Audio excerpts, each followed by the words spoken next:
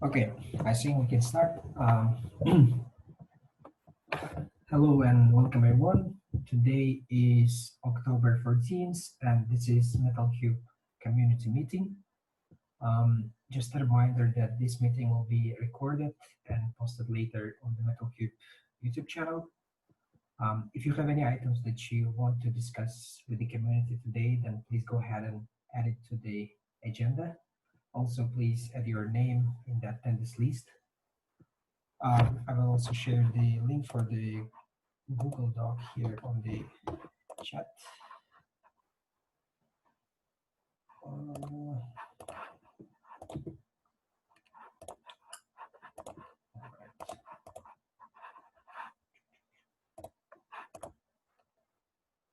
okay, I don't see the chat for some reason. Oh, Furkat, can you please post the link on for the? I can do it. I have it. Okay, yeah, thanks. Yeah, so if you have anything to add, please go ahead and add it. So as usual, to start with, if there is someone on the call new or didn't have a chance to introduce themselves, please give us a brief intro about yourself, and I will try to mute myself for a while.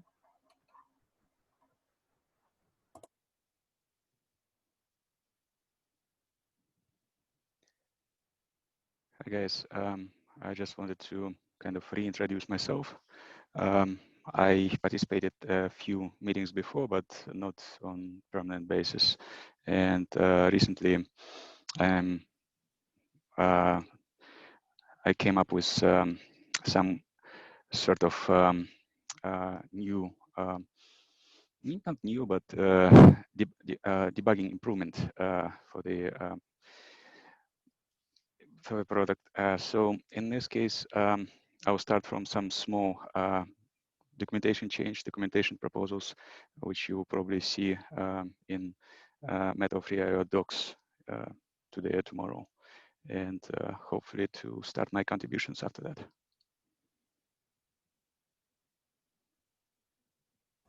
Perfect. Thank you very much, and welcome to the Metal Cube. Thank you. Is there someone else?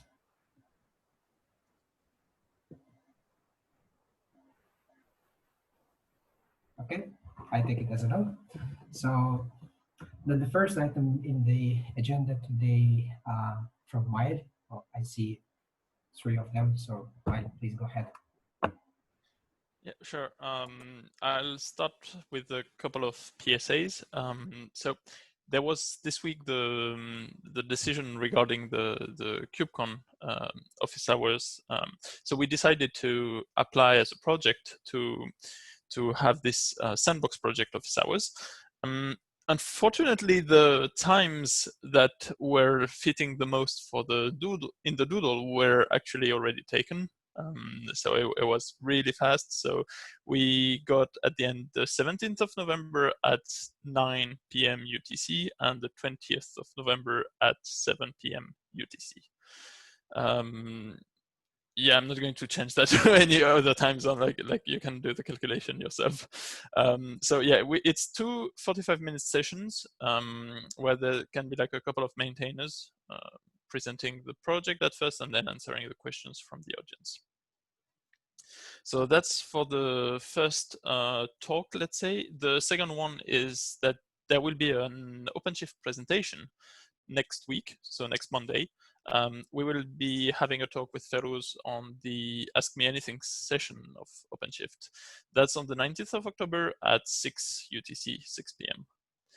And then the final one regarding talks is that there will be the CNCF webinar that is happening on the 20th of December at 8 p.m. UTC. That's just a reminder, was already like decided a bit before. And this will also be given by Feroz and myself. So yeah, a couple of talks coming. Then the 2 next points are rather related to code.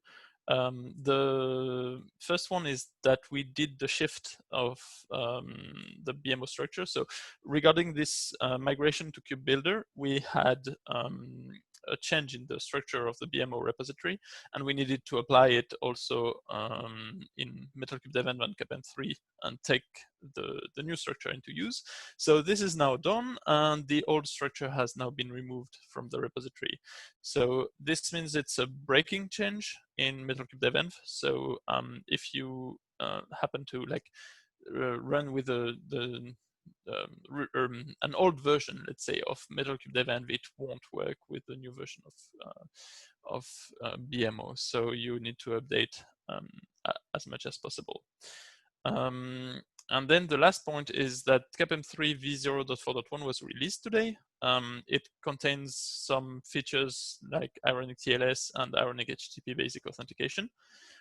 It also like fits the BMO upgrade, so that's mostly the reason we needed to release, is that we were not able to build v0.4.0 anymore. So like that's the main reason we released now, and a couple of bug fixes.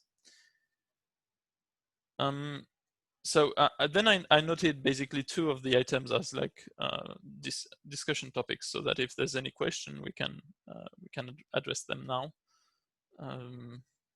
Regarding the BMO structure, like if you're wondering what needs to be changed on the in the Metal3 Dev to adapt it, or like the TLS setup or anything, like feel free now to ask. Yeah, it would be great if you can elaborate what you have made changes in the BMO structure. Sure. So the main visible change on the BMO side is that the deploy folder that contained the customizations before is now gone. So now we shifted to use a config folder like all of the other KubeBuilder projects, so including CapM3, the hardware classification controller, or IPAM. So now it's like the same in all our repositories. But beforehand, like CapM3 and Metal3 Dev were referring to this deploy folder. So because it's now not anymore in bare metal operator, any operation in an old like Metal3 Dev will actually fail. So it's not enough to just replace all references to deploy from the deploy folder to the config folder, because there were actually changes in the files and how things are structured. So Metal3 Dev was adapted to reflect that change. So if you have any kind of like fork of Metal3 Dev or like your own code running on top, like that was actually using the deploy folder of BMO, I would really recommend to have a look at what was done in the Metal3 Dev PR. That there was one PR. I can put it in the document after, and see if anything needs to be done similarly on the setup. Yeah. But long story short, normally just getting the latest Metal3 Dev with the latest CapM3 and latest BMO will just keep working. Okay. Hi, man. So regarding the configuration changes, so like there are no changes of the configuration side, right? They're like the changes we do in the script files or somewhere. So those are still intact. So yeah, so there is like the BMO change of structure itself did not imply any configuration change. However, the CapM3 release implies now a configuration change. So there is, or maybe Feroz, could you open the docs, the getting started in CapM3, please? yeah, I mean that would help, because previously we were trying with some X things. Now there are X+1, so that delta we can make sure that. Yeah, so in the getting started page of CapM3, you will see that the environment variables that were required until now have expanded a bit. So now there's like this ironic CA-cert B64 or ironic no CA-cert. So you need to set like one or the other, like basically enable or disable the TLS on BM towards ironic on BMO by either setting the base64 encoded certificate in the environment variable, or by setting ironic no CA-cert to anything, just true, for example. And then it's the same for the basic authentication. So you either disable the basic authentication by setting ironic no basic auth and ironic inspector no basic auth to anything like true, for example, or you set ironic username and ironic password and ironic inspector username and ironic inspector password in your environment variables before calling cluster curl. Okay. Yeah. So that's the main change on the CapM3 side. Of course, you need to adapt those variables depending on how you deployed ironic previously. And on the bare metal operator repository in the ironic deployment folder, there were a couple of new customization files that were added there, like the bare metal operator basic auth. Sorry, not in config, in ironic deployment. Yeah. Deployment. Iron deployment. Yeah, so you can see now there's basic auth and TLS. So if you want to deploy with basic auth or TLS, then those are going to be the customization files to use. However, because there's a lot of configuration needed for that, we have actually made a script. So it's in bare metal operator / tools. Then you have this deploy.sh. So when you call deploy.sh, you can give it a couple of parameters, whether you want it to deploy BMO or and, depending, ironic, and then whether you want TLS, basic authentication, and keep alive D. So you give those parameters, and then it will generate passwords, generate certificates, everything for you, and you will have the deployment out of the box. Okay. Yeah. Thank you. So yeah, that's pretty much basically the main changes that were done on the ironic TLS / basic auth work, and on the bare metal operator migration to Kube Builder. Is there any further questions on this? No, that's great work. I think. Thank you. Kudos to your efforts. So, well, I guess then we can move to the next topic. All right, thanks a lot, Mike. So the next item is for me related to the Metal3 book proposal.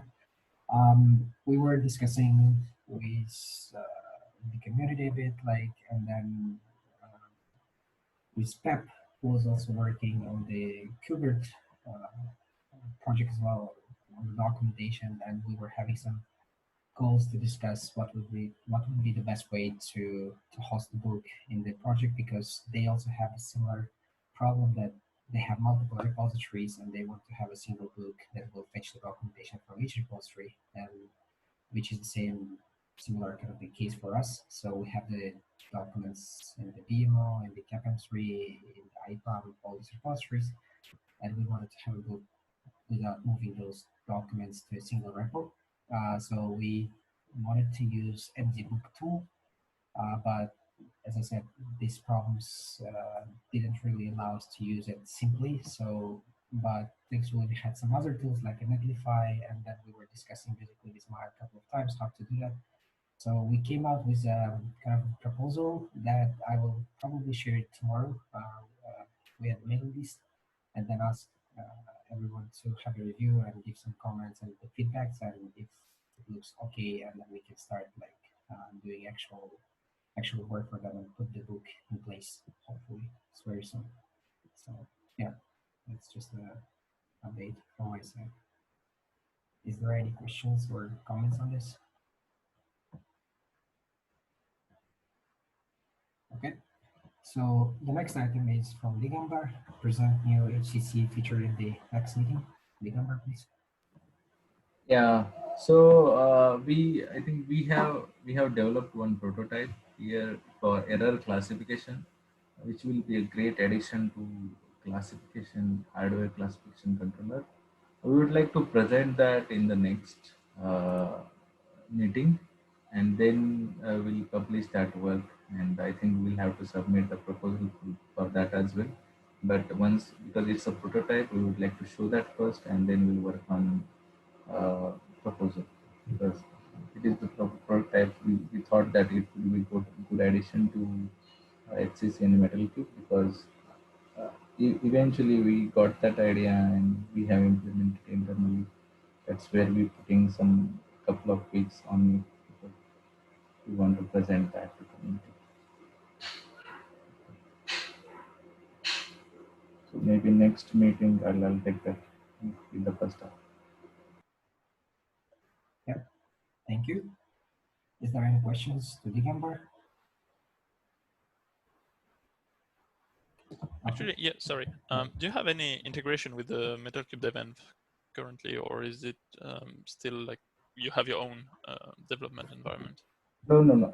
We haven't pushed it to upstream because we want to present it first and then we push all the code base to upstream. Okay, thanks. So haven't integrated anything because it's kind of a prototype we have developed in last couple of weeks, and because it's still in test, we have tested it internally. Because of some of the development work, and we were facing a couple of problems in the team. That's the reason we are not able to test it properly. But now things are things are moving. So we go to present it next week. Yep. Between that, do we need a proposal for this? So, because I think this is a new feature, and I'm thinking what would be the right approach. Yeah, it would be good if you can open a proposal that explains like the concept and the ideas behind this prototype, and then we can review it. I hope there wouldn't be need to change it too much so that you don't have to re-implement re-implement too much. But let's see. Yeah, that's the reason we want to present it first and then work on it. Yeah.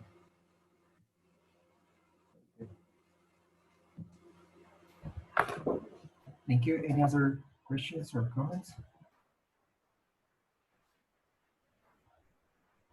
Okay, cool. So the next item is from Noor, discussion regarding extension of the rate. Noor, please. Right. Morning, everyone. Can you hear me? Yes. Okay, great. So I basically wanted to highlight the work about RAID that is going on. 134 is the Metal Cube doc specification, and 292 is the implementation for it. So 292 is pretty old. It's more than a year old. So what Doug did was basically try to, since it's a substantial API change, he wanted to create a specification for it. So he created 134, and a lot of this work is basically deciding the time frame for the work that we are doing for Dell. So I just wanted to come here, number one, to just raise some concern, you could say, about can someone please take a look at it, because Doug said last week he would want to close this. He is probably busy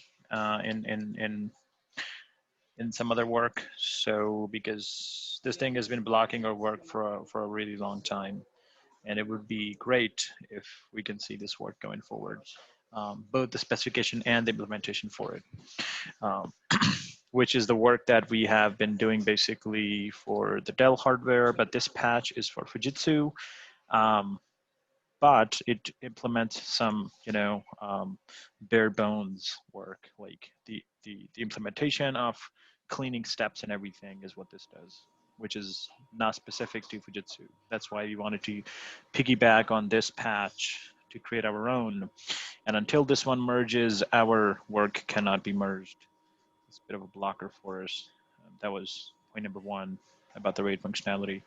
So anybody who can take a look at it, that will be really great. And yeah, before I go further, any questions about this? Yeah, actually, I had one for you, like because you're now in the meeting. That's great too. So the proposal covers the software RAID, right? Yeah.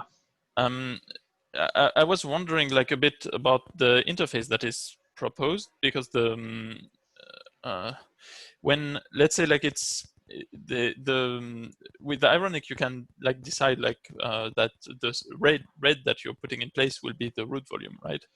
But then we have this Right. root device hint, sorry.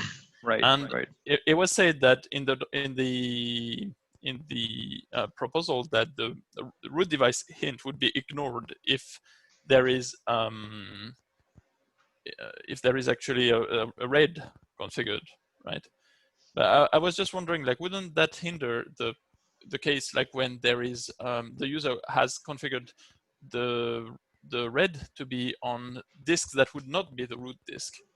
Like, let's say you have a single disk that is your root device, and then like the rest of the disks are put as RAID for the data, for example. So that like, well, if you lose the root device, you just like change, redeploy, but you still have the data on the RAID behind.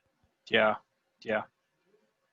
So I was Yeah, wondering if I we think should. this was also something that another person raised a concern. They had, I don't know the name. Yeah, NAMNX228. So yes, I was also wondering the same thing actually, because what I think is being proposed is we are going to by default put the first RAID volume as the root disk if we do not have any hints configured. But if we do, then obviously those hints should take precedence. And we should not be doing, because the idea was to make things easier for everyone. The argument was that there will barely be any use case in which somebody would want other than disk one to be the root disk. So that is why the default functionality should be to enforce root disk being disk one. And if somebody has any specific root device hints set, go ahead and process those and find a matching root device and configure that as the root device. So I don't know. Yeah. I definitely agree that it needs to be that if there's no root device, then the RAID is obviously the root volume. But if there's a root device hint given, then I think we should not ignore it if there's a RAID configuration. We should apply the root device hint. Yeah, exactly. So, right, since this was mostly crafted by Doug, I did leave a comment. My last comment was exactly this thing, that if there is a device hint, use it. Otherwise, by default, use the first volume as the root. Or if there is no RAID, I suppose the first hard drive to be used as root. Yeah. Okay, I seem to have missed your comment there. Sorry if the question was duplicated. Then no, it's not. It's not. That's okay. So yeah, I did talk to Raid on Slack channel. Didn't talk to Raid. I talked with Doug last week on the Slack channel, and he said he will take a look at it this week, which I believe was last week. So I don't know. I'm really waiting for him to finalize this, so we can then take some time to harmonize the spec with the implementation and move forward with our work. So yeah, that's pretty much about the current work. About the future extensions is what a discussion I'm looking forward to is. Now we want to add functionality to specify the RAID controller to use and the physical disks to use. This came up as, so we were adding this stuff, basic RAID configurations for airship, right? And one of the things that came up, some of the things were, what if I want to mention a RAID controller? What if I want to mention a physical disk? Because those are the things that Ironic allows you to do. And I checked are also part of the RAID structures within Gopher Cloud. So those are done deal. Also, I looked at this current RAID implementation, and in order to facilitate mentioning of physical disks and RAID controllers, we just need to add a few more data structures to be processed. The only thing that's left in these discussion is how are we going to interface these names? I'm open to suggestions. I don't have anything right now, like because for say in case of Dell, the controller name is something like RAID dot integrated colon 0-1 something, right? So I don't feel comfortable exposing that in the API. And similarly, physical disks, they're even more complicated. Like controller colon disk dot enclosure dot 0 colon disk :0-1 or something. So that's why I say here generalized RAID controller names and generalized physical disk names that are ideally vendor agnostic, or even if they are not vendor agnostic, how are we going to handle those vendor specific intricacies?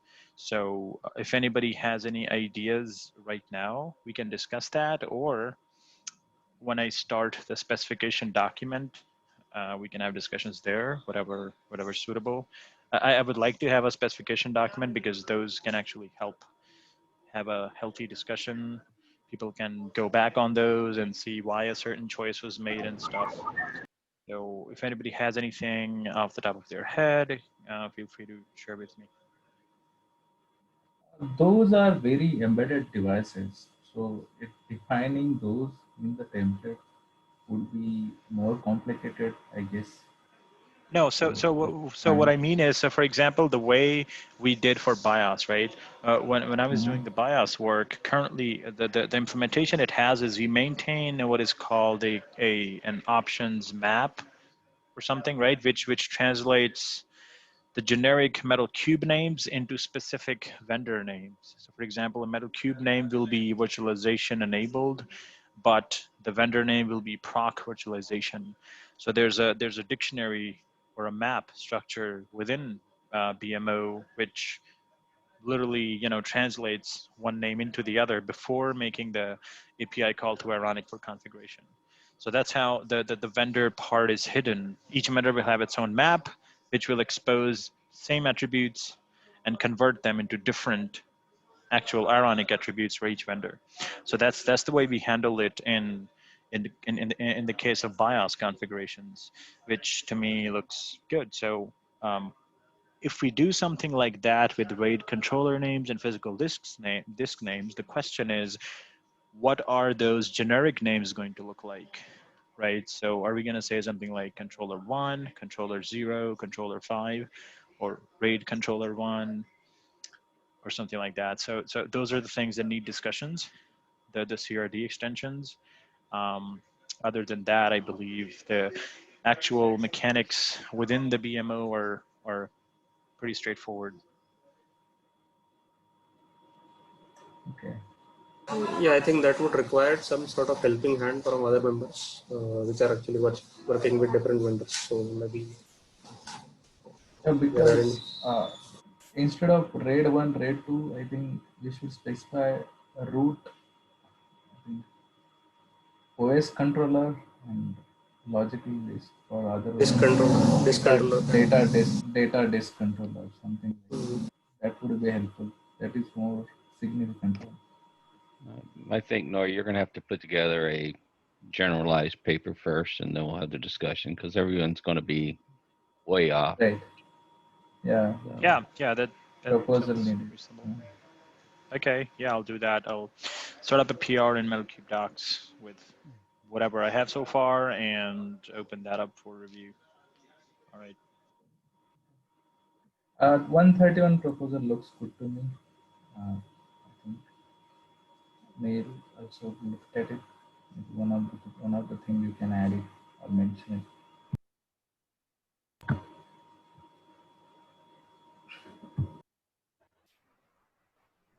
All right. Thank you, Noor. Are there any questions or comments, Noor? So one general query. So are we going to have a flexibility to like specify which disk can be in RAID? Like if I have 10 disk in my bare metal machine, can I like specify which disk can be in RAID 1? Yeah, yes, that is exactly what we're proposing as thing number 2 in future extensions, right? So the only problem we're having is since we will extend the API itself, how should we name it? The naming is the only thing that needs discussion. Yes, that is what we're doing. We will specify specific disks, disk number 1 and 4, you are in RAID 0, 1 and 2 and 7 are in RAID 1 and stuff like that. Okay, thank you. Yep. All right, guys. Thank you also. If anybody gets to reach out to Doug to give some time to this, that will be very, very appreciated. That's pretty much it from my side. All right. Thanks a lot, Mark. Yep. Is there any items that someone still wants to discuss before we switch to the issue triage?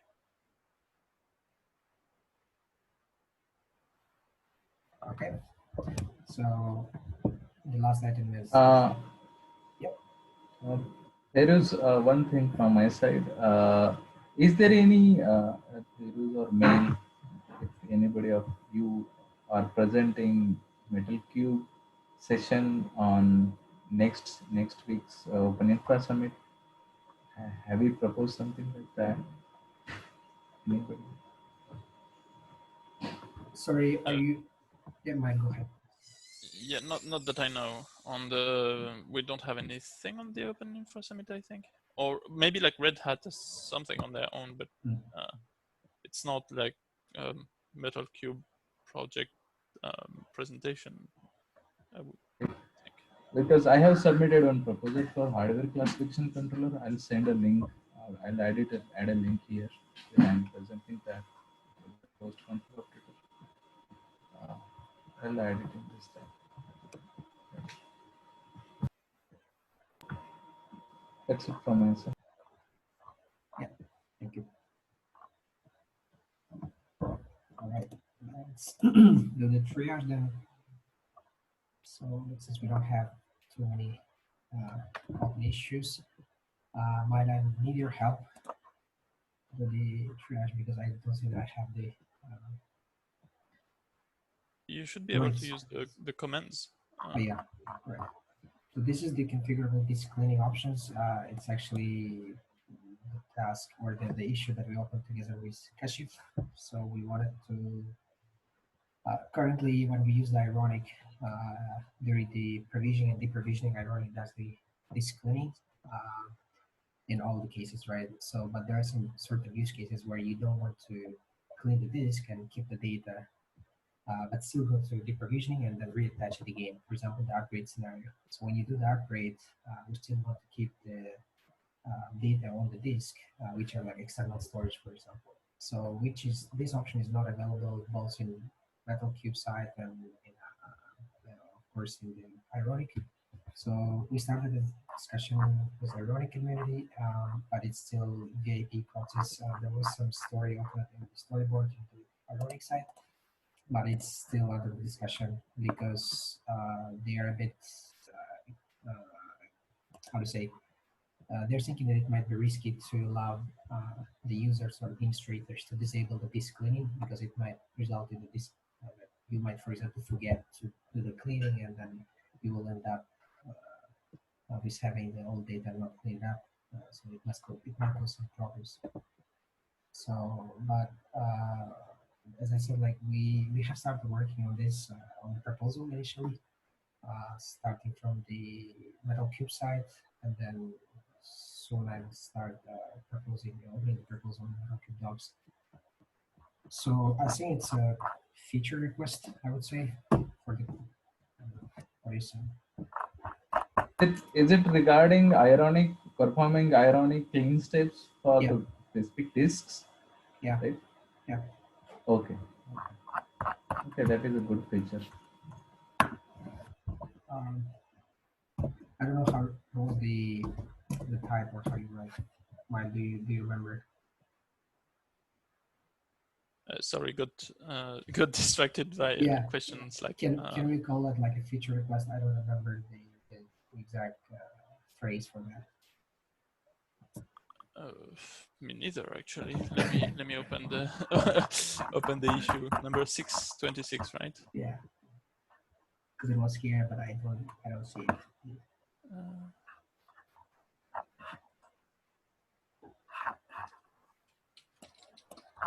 Kind feature. Kind feature. Yeah. / kind feature. Yeah. All right. And yeah, good. Priority purpose or more. Or we can skip it. Okay. So the next one. Oops. Yeah, that one was this in-place executor. There was not really much happening there since the last.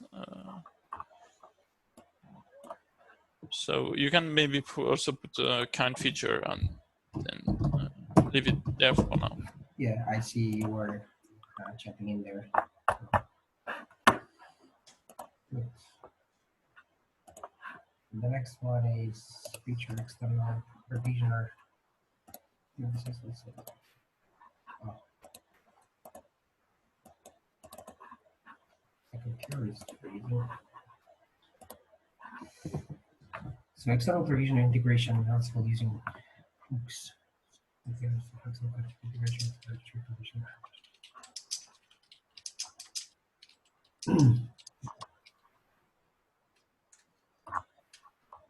Okay. Is there someone that had a discussion on this issue that can suggest any kind of guide for this? Is that a feature or I think it's a feature because it's not back. Kind of would be a feature, yes, though. Currently, we are just using direct interface, right? So we are planning to add a Ansible interface here, right? Yeah, it says actually feature. No, no, ironic. My question here is ironic has multiple interfaces for deploy, provisioning the node. So direct, Ansible, ICZ. So currently we are only relying on direct interface, and for part of this feature we are adding a support for Ansible. Is that right? I don't think that was this feature. This feature was about like being able to do some things in between with hooks, so that you wouldn't start the deployment until the hook is complete. Oh, okay. And those part will be managed by Ansible.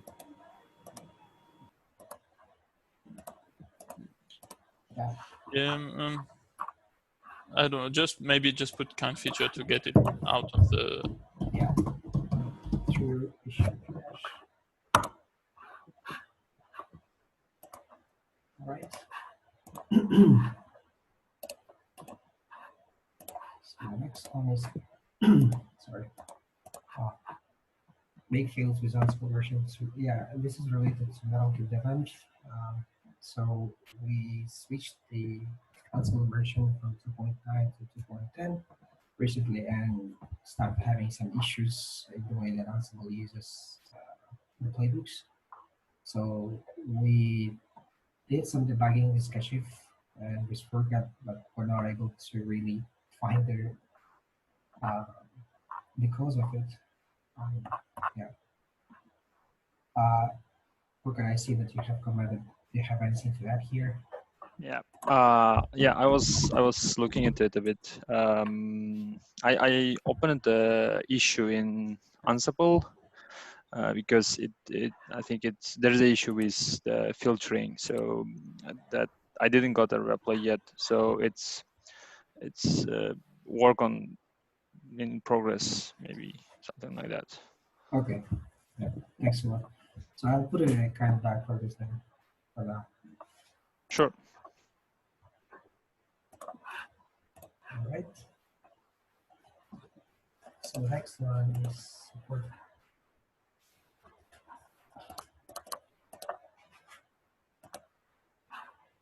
Containers to have ability to trigger Ansible inside array for deployment. Issue for them operators to support.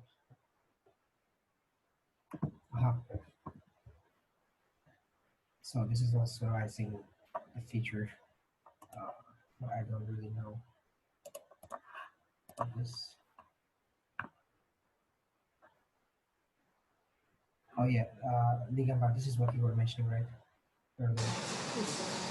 Yeah, I mean Digamba drafts, but yes, kind of feature you can say. Okay. Some kind feature is okay. What do you think? It Yeah, looks good. same.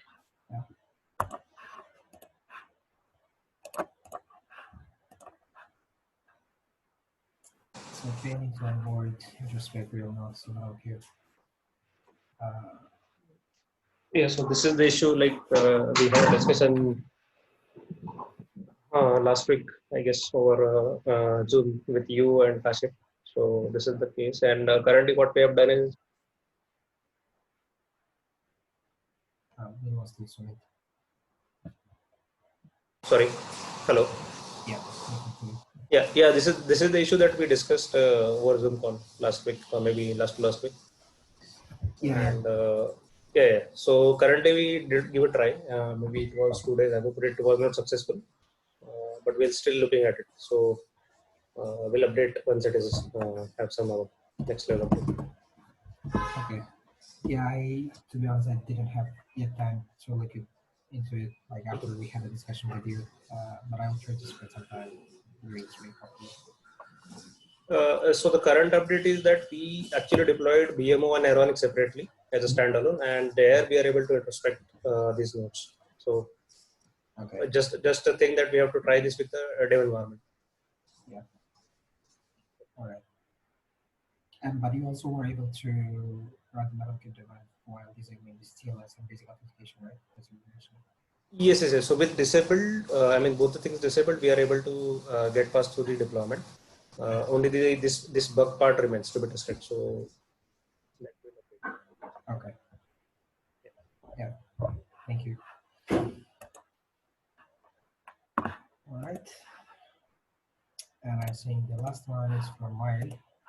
I recall it. So DHCP sequential IP issues. Yeah, but didn't you say you would take that one yes, when we discussed it internally? Yes, I will take it. Just assign would be enough, actually. Oh, yeah. And you can put bug on this, I would say. Yeah, so this Feruz, this also we discussed in our Zoom call, right? So yeah. So this is what we were also discussing with Sumit as well, because they were having some issues right after this change was introduced in the Ironic, and we thought that it's coming because of this sequential IP. It actually created a lot of issues, this sequential IP. Like, one would think that it would have been just a very straightforward change, that DNS mask would actually start just giving IPs one after the other instead of randomly. But actually, the logic is quite different, and it seems quite flawed, like with regard to what we've seen. Like when there were like too many requests coming at once, then DNS mask was just not serving any IP on the ones that were like coming at the same time. So we had to revert this. The reason we put this in the first place was that there were collisions, because the servers had like very close MAC addresses, and they were like coming all at once somehow. Like they were like basically DNS mask was offering the same IP multiple times. So the solution to this would probably be more to like spread the load of the nodes booting up over time, rather than really trying to solve it on DNS mask issue, because we are probably just going to hit more and more of this, more and more of these things, and also that Ironic would anyways not be able to probably provision that many nodes at the same time. So we would want to have this kind of batching mechanism, and as soon as we would have this batching mechanism, then we probably would like not see this kind of issue anymore. So for now, I would say let's just revert. Okay, so in our case, I mean, this was observed with only 2 nodes as well. So it's not, I mean, it's not specifically for n number of nodes. 2 is also sufficient. Maybe 1 also will see this issue.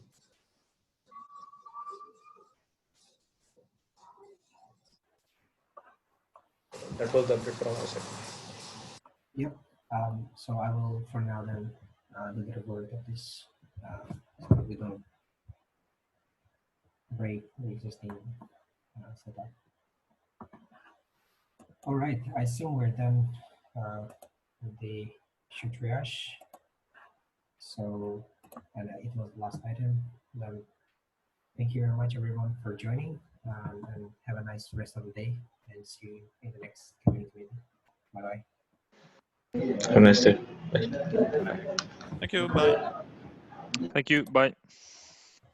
Thank you.